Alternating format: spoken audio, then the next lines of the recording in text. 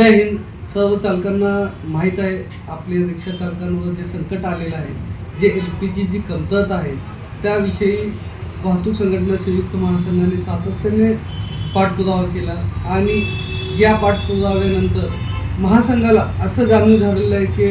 महासंघ एकट्याचे हे लढा नाही, हे पूर्ण महाराष्ट्राचा आणि पूर्ण देशाचा हे लढा आहे आणि या लढ्याला मोठ्या प्रमाणात लढण्यासाठी आज पूर्ण संघटनाने सोलापूर जिल्ह्यात जेवढेही संघटना आहे ते सर्व संघटनाच्या माध्यमातून ऑटो रिक्षा चालक कृती समिती याची स्थापना करण्यात आली आणि याच कृती समितीच्या माध्यमातून आपण बघितले असेल की जेव्हा 50 रुपये जुलमी दंडाचा विषय आला होता तेव्हा ही कृती समितीच्या माध्यमातून आपण यश मिळवला होता आणि 50 रुपये जुलमी दंड माफ करून घेतला होता.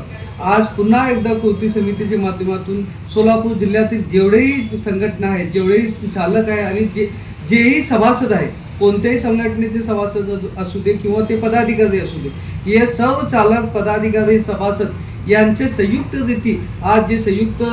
कृती समितीची स्थापना केलेली आहे त्या कृती समितीचे निर्णयानुसार उद्या दिनांक 30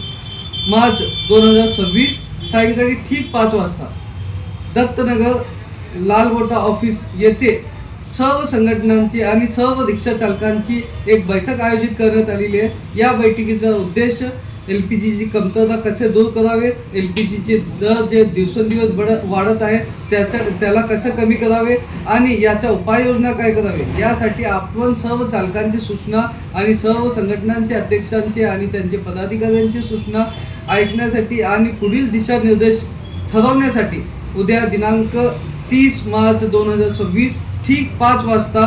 दत्तनगर लालगोटा ऑफिस येथे सर्व चालक बांधव मोठ्या संख्येने उपस्थित राहावे अशी नम्र विनंती मी प्रदेश अध्यक्ष रियाज सय्यद आणि कृती समितीच्या माध्यमातून आज सर्व चालकांना करत आहे. जय हिंद, जय महाराष्ट्र, जय महासंघ.